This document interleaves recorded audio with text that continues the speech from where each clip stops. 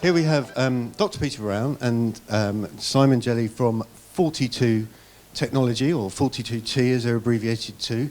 And we're going to tackle a kind of issue which is something I know that's a key part of what we do as a community, which is innovation. I'm going to give you your own microphone to have there. I have this, and we've had a few discussions, and 42T became a FuturePrint partner last year, and I'll let them explain what they do, but they have some really, really interesting insights, expertise, and what they do on a daily basis is work with clients really to help them innovate on the one hand, solve problems, and so on and so forth.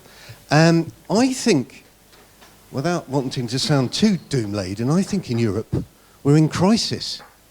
We have a crisis of innovation, in that we don't innovate enough, in that we've forgotten actually really what innovation is. Europe, for goodness sake, used to be, you know, one of the birthplaces of innovation, the Industrial Revolution, the Renaissance. And it could be that we've become a bit of a graveyard, frankly. If you look at the tech sector, so when I say tech, I know we're a part of that, but you know, the sort of technology brands that we use and interface with on a daily basis, in the US, perhaps unsurprisingly, contributes to $7.1 trillion to the economy. 7.1. And I think Europe probably about 10, 15 years ago rather arrogantly was looking at China as saying, well, they don't innovate, they just copy. Well, that's changed, hasn't it? Since then, now, China's firmly in number 2. Nearly $2 trillion are contributed to the Chinese economy every year. And lagging far behind, it's like a sloth, really, is Europe. 700 billion. Could you name, and I'm sure there'll be somebody in the room that can, before I start the interview, could you name the only European brand that's in the top 20 tech brands? Could anyone name that? SAP? No, it's not SAP. No, it's a, well, actually, I'll tell you, it's Spotify. Spotify relocated, funny enough, to California once. So anyway, the point I'm making is, in America it does big innovation. In Europe, we sort of hardly noticeable innovation, frankly. And we're going to sort of have a look at that, among other things, in terms of this discussion. What is innovation? Because let's assume we've forgotten what it is. So I'm going to hand it now over to you two gentlemen to explain to us what is innovation. Shall I go first? Yes, please do. So I think innovation is something new. It's either the act of creating something new or the output from that. I think to me the particularly interesting bit is what's valuable innovation. So you can create something new that is pointless, gimmick, incremental, very minor change that actually from a value proposition perspective doesn't really deliver.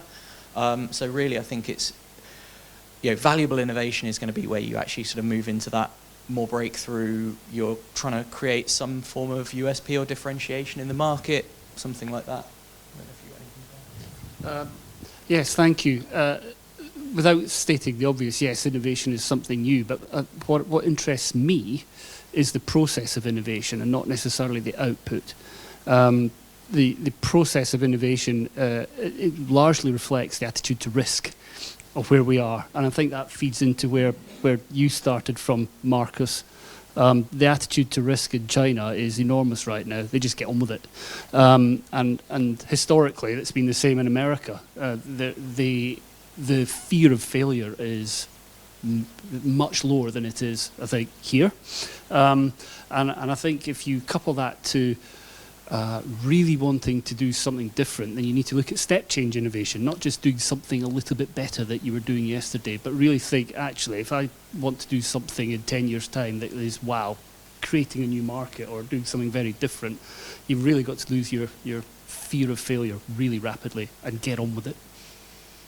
Okay, yeah, so and that's sort of a cultural kind of disinclination to sort of look like a failure, basically, I guess.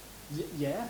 It's the Yes. the social status attached to it is a big factor, isn't it? Why is innovation important? I mean, I obviously mentioned the kind of contribution it makes to the economy, so I guess that's got to be a key factor. So, why is innovation even important? Can't we just kind of do what we've always done and hope for the best, and you know, see the business kind of delivering some value, but ultimately not risking it going down the wrong direction? So again, here I'm going to start by talking to the more incremental end of the spectrum. So incremental innovation is really a case of staying in the race. So if you stop innovating, you're not going to be keeping up as other people innovate. So you need to make sure that you are keeping up. But also, actually, there's still a risk there that you might be blindsided by a competitor with something breakthrough that disrupts your world. And I guess innovation partially is kind of insurance against that, making sure you've got an iron in the fire to cope with that kind of disruption. Which is the classic innovator's dilemma, which I'm sure a lot of you have heard of. You know, if you keep doing incremental innovation, then someone will come and beat you eventually. For me, a classic example is if you were Ford or General Motors in the 1950s and 60s, you're miles ahead of everybody.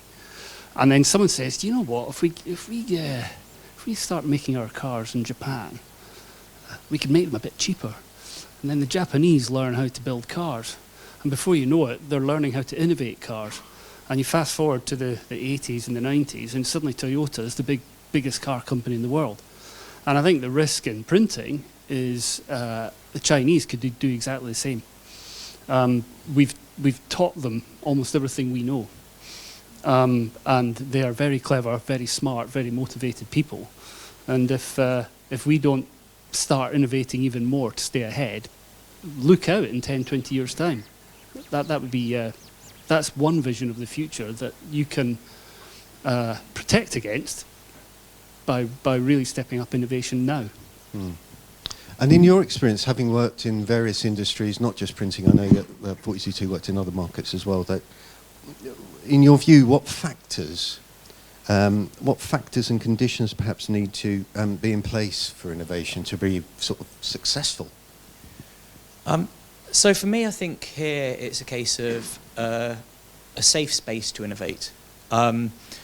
If you put too much of a pressure too early on to be really sure about the viability of something, about the commercial proposition, if you try and squeeze it into a waterfall process too early on, what you'll find is the only things that make it through your filter are going to be those very small incremental changes. That's not to say that you don't want to be clear about your goals, what you're aiming to do, what you're trying to achieve. You should be looking for where you're trying to get to and be very deliberate with that and have that kind of ambition that you're aiming for. But you've got to make some space to experiment and play as well. Yeah, agreed for me. It's culture is so important. As consultants, we go around and we see lots and lots of different companies, some of whom are in this room. And for me, the ones that are most successful and most innovative are the ones that got the culture right inside the company. That it's okay to fail. It's okay to try something for not to work out. If you're beating up your scientists and engineers for trying something out and it doesn't work, you're stuffed. We need to be able to foster a culture where experimentation is good. Now, it could be that literally everyone in this room is sitting here saying, but we're like that and that's fine. In that case, great, well done, crack on. But I'm telling you that there's a lot of companies out there are not like that. And so getting the culture right is for me, is the critical thing. Yeah, so being able to make mistakes, to be able to be playful, to be able to sort of like, I guess following the same rules that you always follow isn't really going to kind of give that space necessary. And perhaps different people, I mean, that's got to be part of the value you provide, is that you have a fresh way of looking at things. If you ask the same people that are brilliant at process and delivery to have a new idea, why would they do that? Because it's going to interrupt their kind of production process, isn't it? Or their way of being, or their default setting? Yes, I agree. It does take a team, absolutely. Nobody's good at everything. You need to populate it around them. But I think for me, if you look at children are experimenting all the time. And at some point in time, in the transition from children to adulthood, become too safe. We stop experimenting. We stop trying things out. Adult humans are naturally conservative with a small c. And actually, I think to foster great innovation inside a company or whatever organisation, you kind of need to rediscover that joie de vivre of just doing something new, just finding out. I think just to add to that, I think there's a lot of importance to bring in fresh perspectives, and whether that's diversity of the team, background specialisms, diversity from the gender and ethnography as well, just bring in new perspectives, new views through the senior to junior end as well, and also partnering. A lot has been said today already about using events like this to talk to other people and understand what are they doing and how you might work for a win-win situation, and try and build that in as well. Getting new perspectives is always important. Yeah, and sometimes being logical is actually a barrier to innovation, isn't it? Logic. If you just think of logical ideas, surely that's just incremental improvements of already established ideas that are slightly better, might be slightly cheaper, might taste a bit better if they're a drink or something. But otherwise, don't we need to be sort of challenging a bit more in Europe, and then generally challenging ourselves and the market we're in, and really sort of being audacious?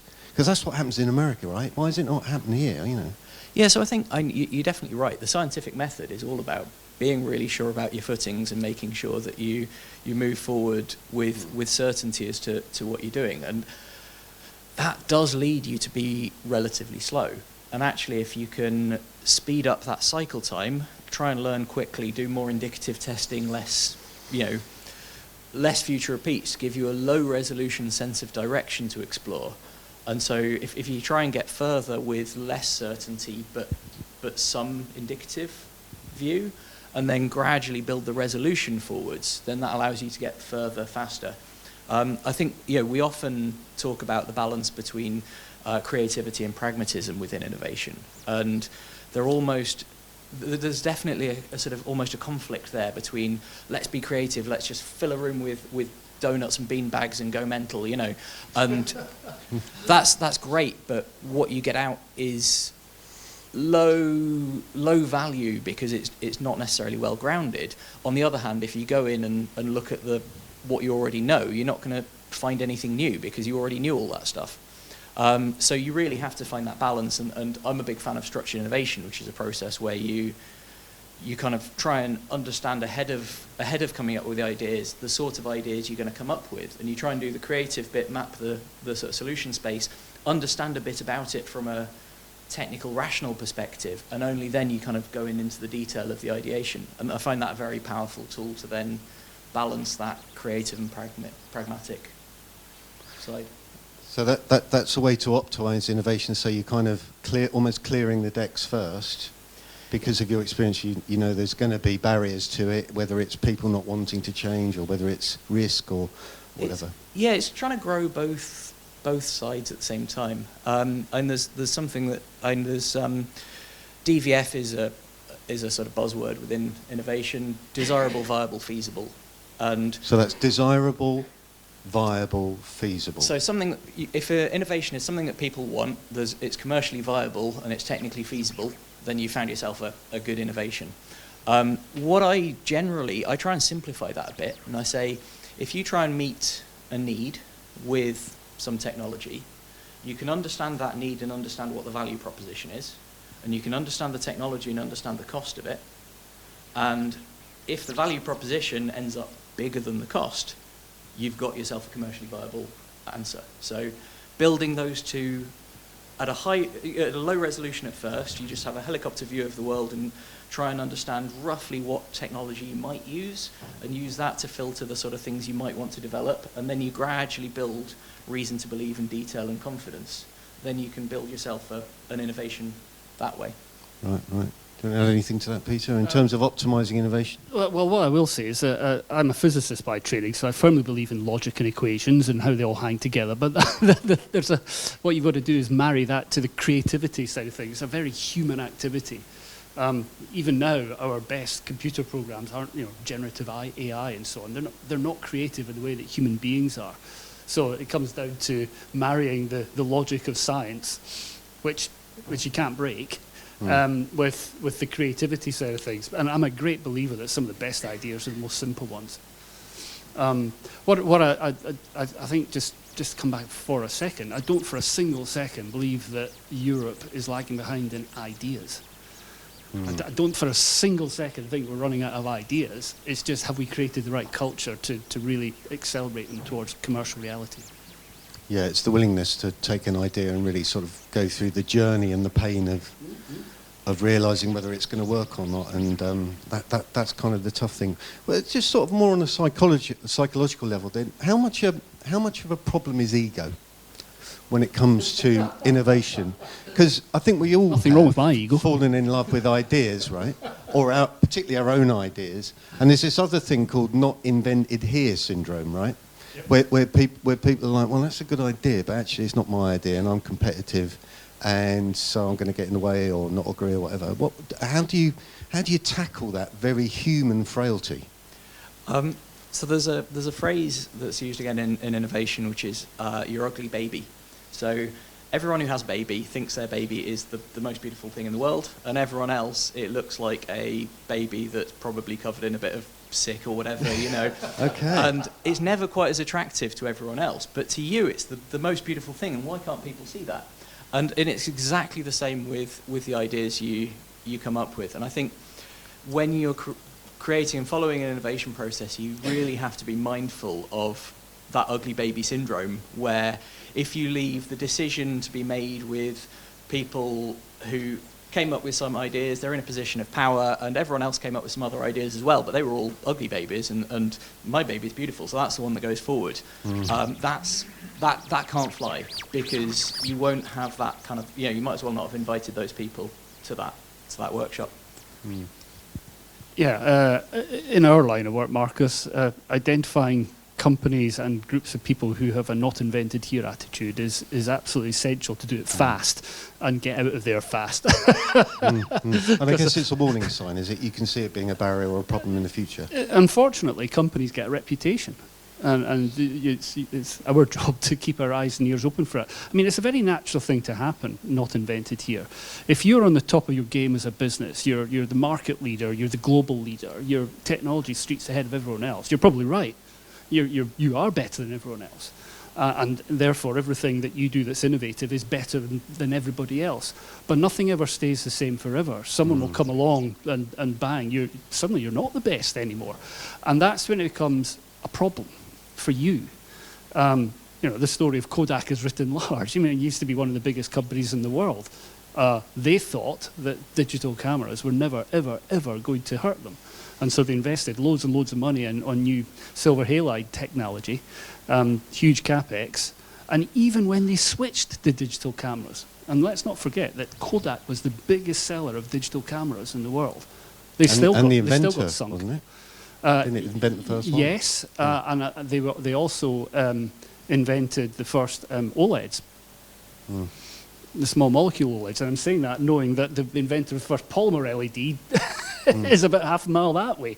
But the OLEDs was Kodak, and they sunk. Not invented here.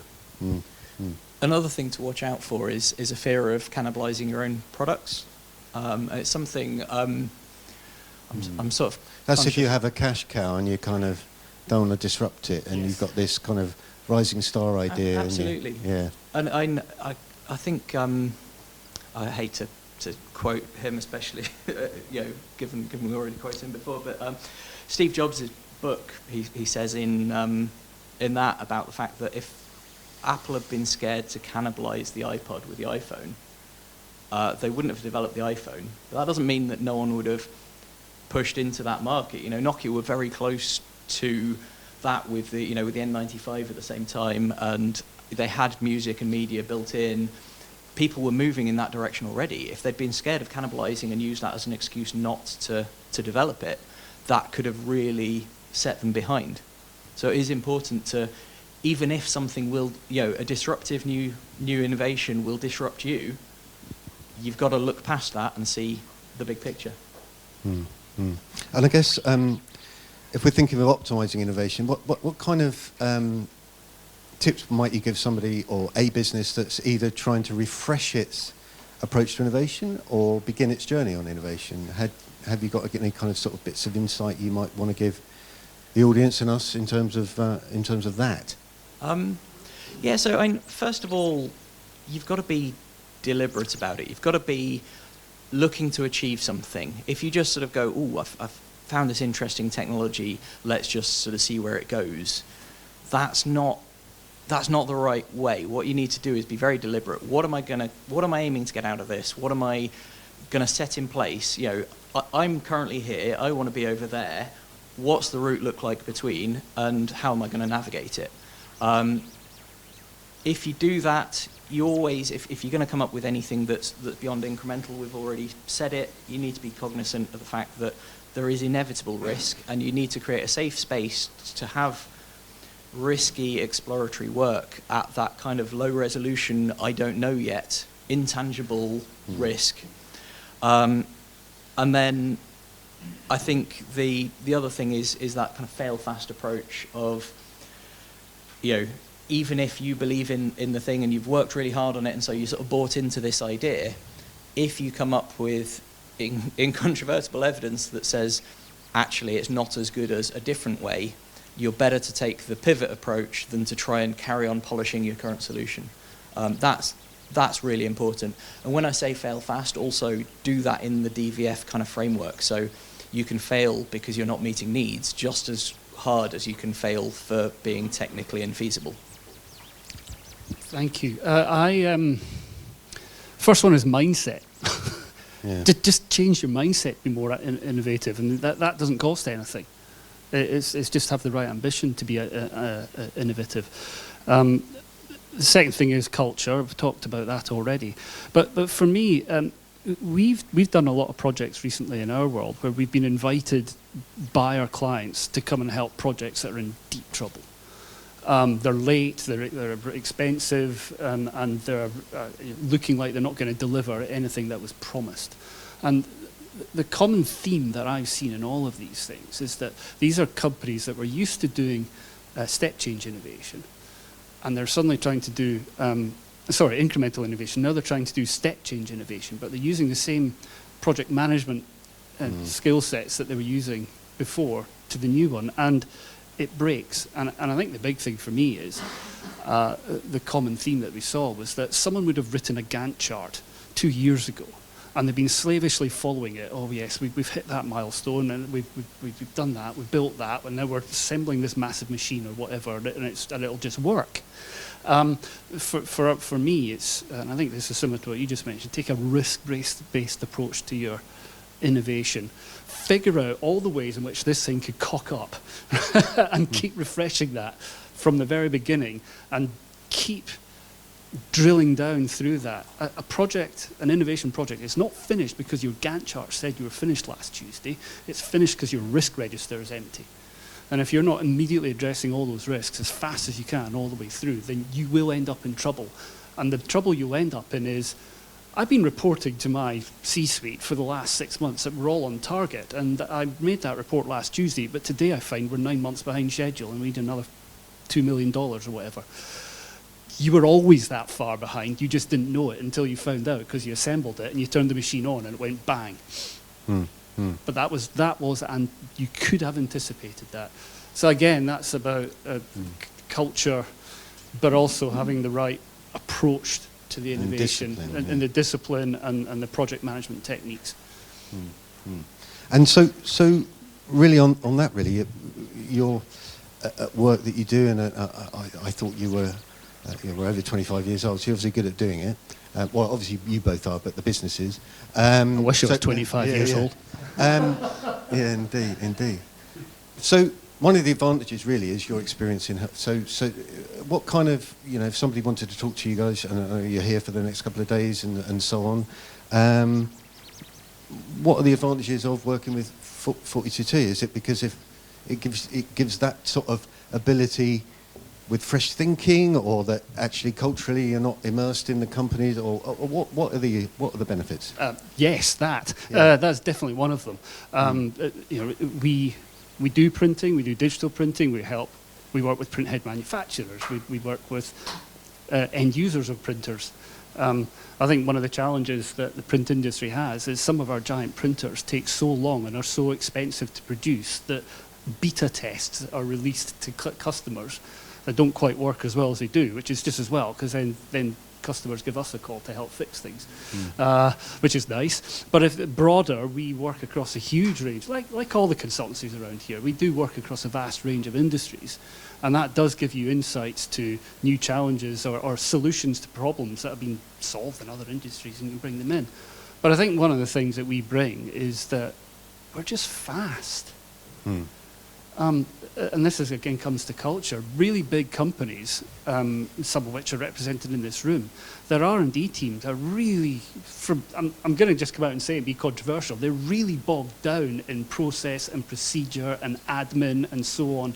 And the number of clients that we have that say, oh, I'm working on 20 projects, literally 20 projects. Well, how many hours a week are you putting into that? Half an hour. And that's in a meeting. We really accelerate stuff. I mean, when we've got people working on 2 or 3 projects at once, you can really ramp it up. So in addition to taking a risk-based approach to innovation, which can annoy people, what do you mean you've not finished it in 6 months? Well, I'm sorry, we're still figuring out all the ways in which this is going to go wrong in 18 months if you don't let us do this. So it looks like progress is slow, but actually intellectually and progress is fast. We generally find ourselves really accelerating ahead of what our clients can cope with. But that's a good thing, because speed to market is always the most important thing for return. Yeah, and I guess it de-risks because you find out sooner rather than later without budgets. Yeah, exactly. Yeah. Sorry, Soren, do you want to add anything? Yeah, I mean, for me, so I'm not specific to the print industry. I think Peter's got quite a lot of experience, more hands-on within the print industry. I've got a lot of thermofluidics experience, and I've got a lot of innovation experience, but I do bring a fresh perspective outside the bubble of the printing industry, and that's something that partnering with different people, you do get different perspectives. And another thing to add is most companies that make products have to spend quite a lot of time worrying about the late stage development and new versions of things, and you're not running early innovation processes day in, day out. And so the sort of people that the actual kind of culture of people and the types of people who will accumulate in businesses versus in consultancies and partners like that won't necessarily be so focused on that very early. It's almost more a startup mentality of where's this going, and if it's not going the right way, how can I pivot it in a way that makes it work? And you attract a different set of people with a different set of values and kind of outlook, and that helps. From a consultancy perspective, we are innovating for every couple of months we're starting a new very big front end sort of early stage innovation and understanding it. The team are so they're going to be absolutely up. The saw is sharp. They're right up to speed on the way to do it. Brilliant. Well, thanks guys for joining us today. It's been great working with you the past few months as well, kind of creating content around this theme and other. Looking forward to developing that further. You're going to be around for the rest of the event. We're about to have lunch. You want to say something finally, Peter? Yeah, I was going to say we are around, or at least I am. I'm around for the rest of the event. What I would say is come and have a chat. If you've not worked with a technology consultancy before and you don't really know quite sure how we fit in with the ecosystem, do come and have a chat. What I would say is not only do we do the hands-on product development or manufacturing innovation or whatever, we do a lot of the thinking as well. So we're friendly. We love speaking to new interesting people, so come and have a chat. Fantastic. Thank you, gentlemen, and thanks very much for a great morning. And we're now going to have a break for lunch. Thank you.